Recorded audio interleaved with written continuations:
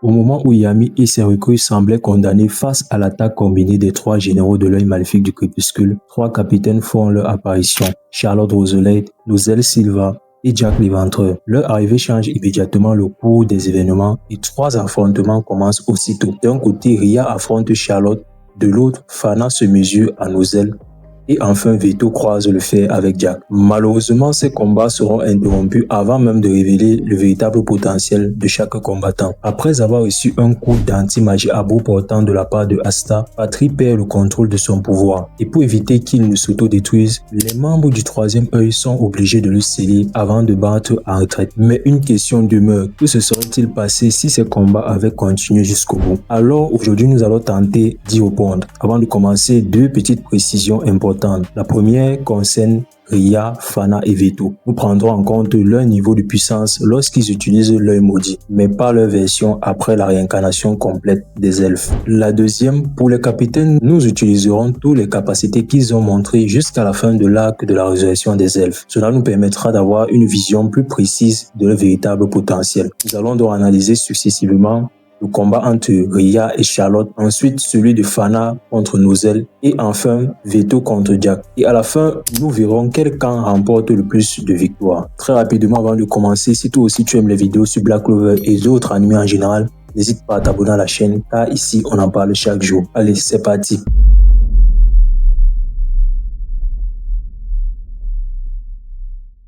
Commençons donc par le premier affrontement. Charlotte est sans aucun doute une capitaine extrêmement puissante. Même durant le bref échange dans la grotte, elle est parvenue à tenir tête à Ria sans paraître dépassée. Mais lorsque l'on analyse plus profondément leur niveau respectif, les choses deviennent beaucoup plus compliquées pour elle. Durant l'arc des elfes, nous découvrons tout le potentiel du corps de Charlotte à travers Shala, l'elfe qui l'a possédée. Certes, cette dernière bénéficie du mana elfique, mais elle parvient tout de même à tenir tête à Yami jusqu'à obtenir un résultat proche du match nul. Cela nous donne déjà une indication intéressante. Charlotte reste légèrement en dessous de Yami à ce stade du récit. Or, Ria, présenté comme l'un des membres les plus puissants du 3e œil, son niveau est comparable à celui de Patry, qui lui-même est capable d'affronter Yami d'égal à égal. Sur le papier, Ria possède donc déjà un avantage, mais ce n'est pas tout. Le véritable problème vient de sa magie. Grâce à sa magie d'imitation, Ria peut utiliser différents attributs magiques. Face à Charlotte, rien ne l'oblige à continuer d'utiliser la magie des ténèbres de Yami. Il pourrait simplement choisir un attribut plus efficace contre les ronces de son adversaire. À cela s'ajoute un autre facteur essentiel, la quantité de mana. Les membres du 3e œil possèdent des réserves magiques monstrueuses, largement supérieures à celles de la plupart des capitaines humains. Plus le combat durerait, plus l'avantage pencherait du côté de Ria. Ce n'est même pas en prenant en compte la magie de lumière de Patry. Si Ria décide de l'utiliser, sa vitesse augmente considérablement. Des sorts comme les lames de lumière du châtiment deviendraient extrêmement difficiles à esquiver pour Charlotte. Enfin, il reste l'atout ultime, l'œil maudit de niveau 2. Une fois cet œil activé, il augmente davantage son mana, sa puissance magique et ses capacités physiques. À ce stade, Charlotte n'aura probablement plus les moyens de rivaliser. Même si elle parvenait à tenir tête à Ria pendant un certain temps, l'écart finirait par devenir trop important. Pour le verdict de ce combat, je donnerai la victoire à Ria avec le niveau de difficulté moyen. Et personnellement, selon moi, il aurait même pu gagner sans avoir besoin d'activer le niveau 2 de l'œil maudit.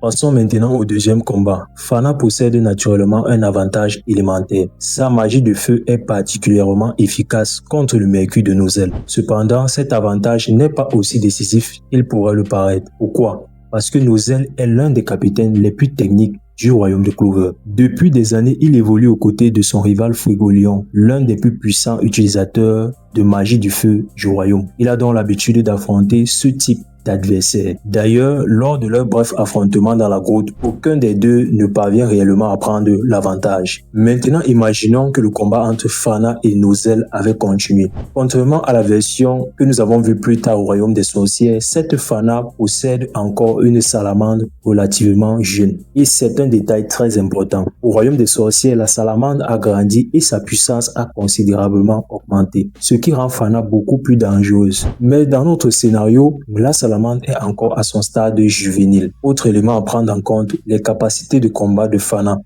Parmi les 3 membres de l'œil maléfique du crépuscule, elle est probablement celle qui dépend le plus de sa puissance magique brute. À plusieurs reprises, elle s'est fait surprendre ou prise de vitesse par Asta, Vanessa et Finral lors de son combat au Royaume des Sorcières. Sa défense a été percée à plusieurs reprises malgré sa puissance. À l'inverse, Nozel possède une excellente intelligence tactique. Sa magie de Mercure lui permet d'attaquer, défendre et contrôler le champ de bataille simultanément. Plus le combat avance, plus son expérience commence à faire la différence. Même si Fana devient extrêmement dangereuse en activant le niveau 2 de l'œil maudit, je pense que Nozel finirait malgré tout par trouver une ouverture. Son intelligence de combat et sa polyvalence lui donne un avantage décisif dans ce match-up. Si Nozel avait affronté la Fana du Royaume des Sorcières, alors l'issue du combat aurait été plus compliquée.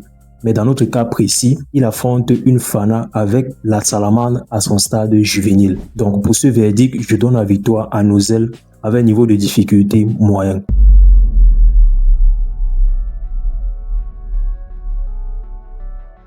Et nous arrivons au combat le plus disputé de cette vidéo. Jack contre Veto.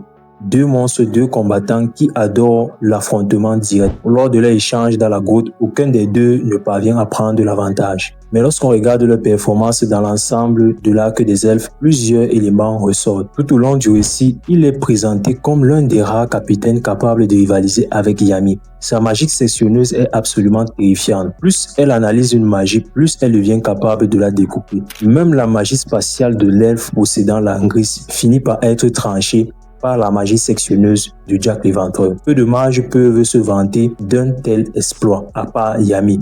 Cependant, Veto possède également des arguments très solides. Déjà, sa vitesse est exceptionnelle. Lors de sa première apparition, il parvient à déjouer le ki de Yami et esquive sans difficulté son attaque. Petite information à prendre aussi en compte, plus tard lorsque Ria affronte Mereoleona, il affirme lui-même qu'elle possède une vitesse comparable à celle de Veto. C'est une décision extrêmement importante car nous savons tous à quel point Mereoleona est une combattante qui se déplace très rapidement lorsqu'elle combat. Même Yami a parfois du mal à suivre ses mouvements. Ensuite, il y a la force physique. Veto rivalise sans difficulté avec les plus puissants combattants du royaume de Clover. À cela s'ajoute sa magie bestiale, sa mobilité, sa défense tout à fait remarquable et son énorme quantité de mana. Et lorsque l'œil maudit de niveau 2 est activé, les choses deviennent encore plus compliquées. Il gagne en puissance, en endurance et même en régénération. Un bras coupé n'est plus forcément suffisant pour l'arrêter. C'est précisément ce qui rend ce combat si difficile à analyser. Jack possède une magie capable de s'adapter à presque tout.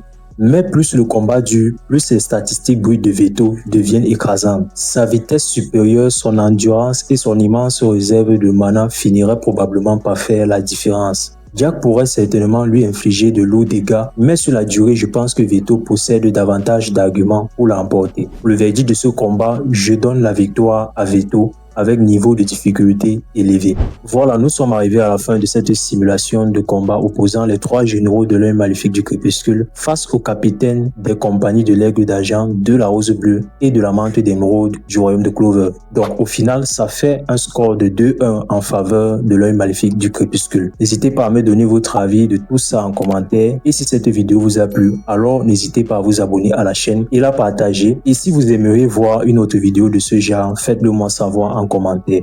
Et moi, je vous dis à la prochaine pour une nouvelle vidéo.